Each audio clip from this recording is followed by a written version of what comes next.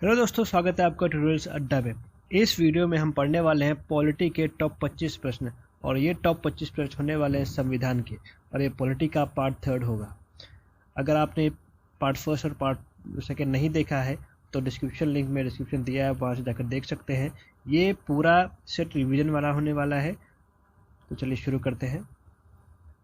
हमारा पहला सवाल, विश्व का सबसे बड़ा लिखित एवं सर्वाधिक व्यापक संविधान किस देश का है?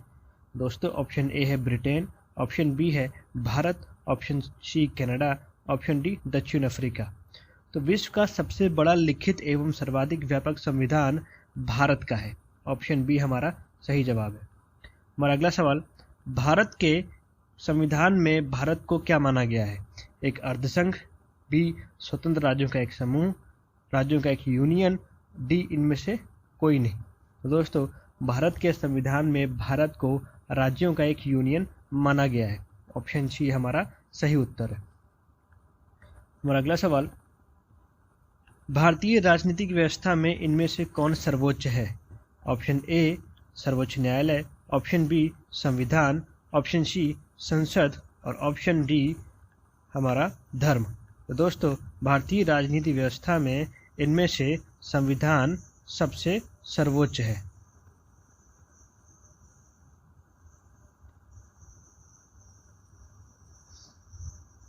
हमारा अगला सवाल, भारतीय संविधान में कुल कितनी सूचियां हैं? दोस्तों, भारतीय संविधान में कुल कितनी सूचियां हैं? Option A 1, option B 2, option C 3, option D 4। दोस्तों, भारतीय संविधान में कुल 3 सूचियां हैं। हमारा ऑप्शन सी सही उत्तर है। हमारा अगला सवाल, लिखित संविधान की अवधारणा ने सर्वप्रथम कहां पर जन्म लिया?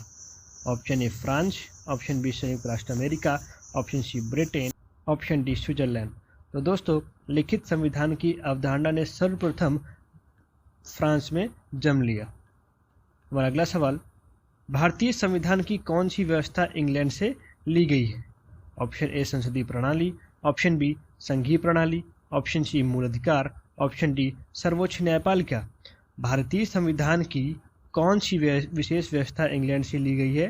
तो संसदीय प्रणाली इंग्लैंड से ली गई है। हमारा अगला सवाल, भारतीय संविधान का कौन सा लक्षण आयरिश संविधान से अनुप्रेरित है? ऑप्शन ए नीति निर्देशक सिद्धांत, ऑप्शन बी राज्यसभा में सदस्यों का मनोनयन, ऑप्शन सी राष्ट्रपति के निर्वाचन की प्रक्रिया और ऑप्शन डी मौलिक कर्तव्य। तो दोस्तों, भारतीय संविधान का नीति निर्देशक सिद्धांत लक्षण आयरिश संविधान से लिया गया है। तो ऑप्शन ए हमारा सही उत्तर है। हमारा अगला सवाल, भारतीय संविधान का सबसे बड़ा एकाकी स्रोत क्या है? भारतीय संविधान का सबसे बड़ा इकलौता स्रोत क्या है जहां से हमने सबसे ज़्यादा चीज़ें ली हैं? ऑप्शन ए ब्रिटिश शासन, ऑप्शन बी यूएसए का bill of rights, option C government of India act 1919, option D government of India act 1935। दोस्तों, भारतीय संविधान का सबसे बड़ा स्रोत है गवर्नमेंट ऑफ इंडिया एक्ट 1935। हमने मैक्सिमम चीज़ें यहीं से ली हैं। तो ऑप्शन डी इसका सही जवाब है। हमारा अगला सवाल, भारतीय संविधान में मौलिक अधिकारों का उल्लेख करते हुए निम्नलिखित में किस देश का अनुसरण किया गया है? तो मौलिक अधिकारों के लिए हमने अमेरिका का अनुसरण किया है। अमेरिका से हमने मौलिक अधिकार लिए हैं। हमारा अगला सवाल, भारत में सरकार की संसदीय प्रणाली कहाँ से ग्रहण की गई है? दोस्तों, संसदीय प्रणाली हमारी कहाँ से ली गई है? ऑप्शन ए है अमेरिकी संविधान, ऑप्शन बी रूसी संविधान, ऑप्शन सी ब्रिटिश संविधान और ऑप्शन डी स्विस संविधान। तो ये संसदीय प्रणाली है, ये ब्रिटिश संविधान से ली गई है। ऑप्शन सी हमारा सही उत्तर है।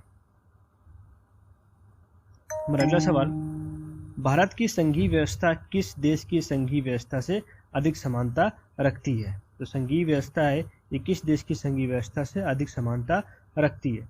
Option A Australia, option B Canada, option C America and option D Ireland. तो दोस्तों, भारत की संघीय व्यवस्था देश की किस देश की संघीय व्यवस्था से अधिक समानता रखती है? तो ऑप्शन सी हमारा सही उत्तर है, अमेरिका से।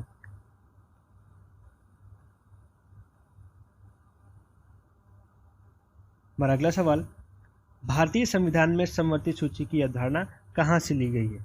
तो दोस्तों, समवर्ती सूची की अवधारणा कहाँ से ली गई है? Option A Canada, option B Australia, option C USA and option D Britain. दोस्तों भारतीय संविधान में समवर्ती सूची की अवधारणा ऑस्ट्रेलिया से ली गई है। हमारा अगला सवाल, भारतीय संविधान के अंतर्गत संघ और राज्यों के बीच शक्तियों का विभाजन किसकी प्रेरणा पर आधारित है? Option A America, option B Canada, option G Switzerland and option D पूर्व सोवियत संघ। तो भारतीय संविधान के अंतर्गत संघ और राज्यों के बीच शक्तियों का विभाजन हमने कनाडा से लिया है। ऑप्शन बी हमारा सही उत्तर है। प्रश्न नंबर 13, भारतीय संविधान में मौलिक कर्तव्य का विचार कहाँ से लिया गया है? ऑप्शन ए अमेरिकी संविधान से, ऑप्शन बी ब्रिटिश संविधान से, ऑप्शन सी रूस के संविधान से, ऑप्शन डी फ्रांस के संविधान से। भारतीय संविधान में मौलिक कर्तव्य का विचार कहाँ से लिया गया है? तो हमारा जो मौलिक कर्तव्य है ये हमने रूस के संविधान से लिया है। ऑप्शन सी हमारा सही ऑप्शन है। भारत में कलेक्टर का पद औपनिवेशिक शासन ने उधार लिया है। जो कलेक्टर का पद है ये कहाँ से लिया गया है? ऑप्शन ए इंग्लैंड से, ऑप्शन बी आयरलैंड से, ऑप्शन सी ऑस्ट्रिया से एंड ऑप्शन डी है हमारा फ्रांस से। तो ये हमने कहाँ से लिया है कलेक्टर का पद?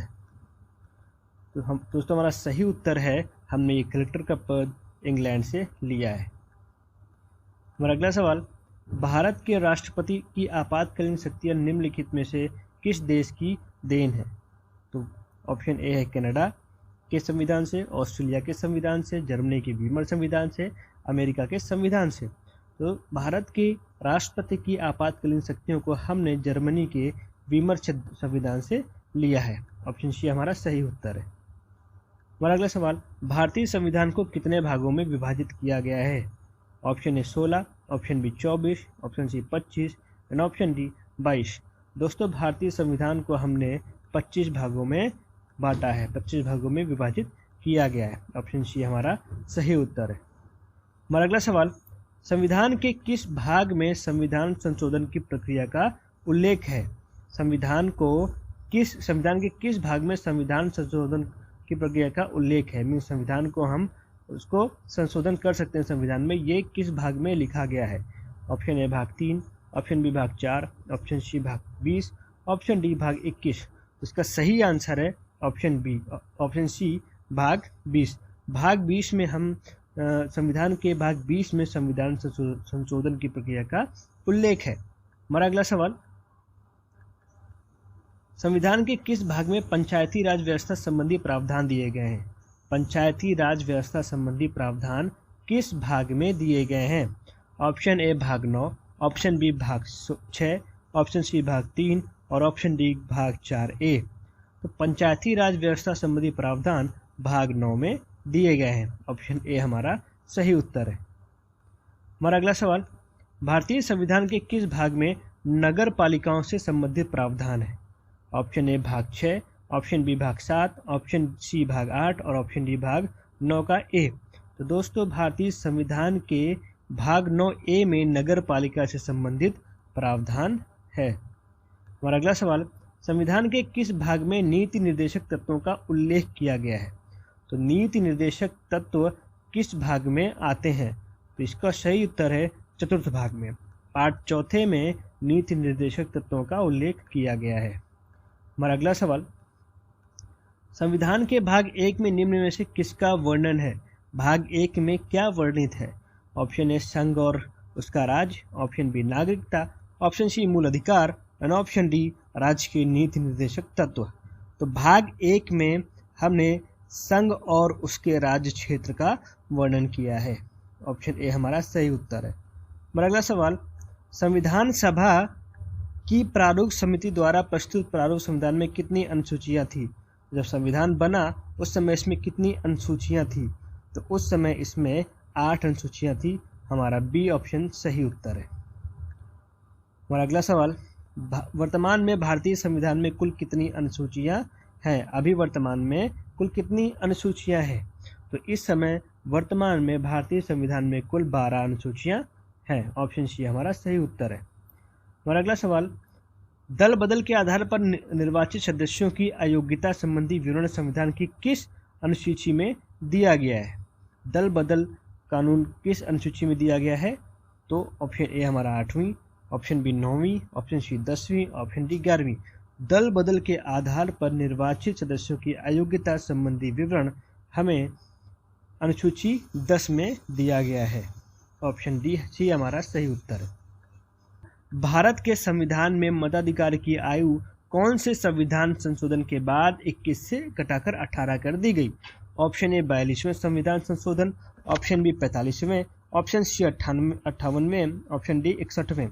तो दोस्तों 21 से घटाकर 18 वोटिंग की उम्र की गई थी 61वें संविधान संशोधन में। 1989 में 61वें संविधान संशोधन के बाद भारत में मताधिकार की आयु 21 से घटाकर 18 कर दी गई। दोस्तों आज का टॉपिक यहीं पर ख़त्म हुआ। इस PDF के लिए हमारे टेलीग्राम चैनल को सब्सक्राइब करना ना भूलें। Thank you.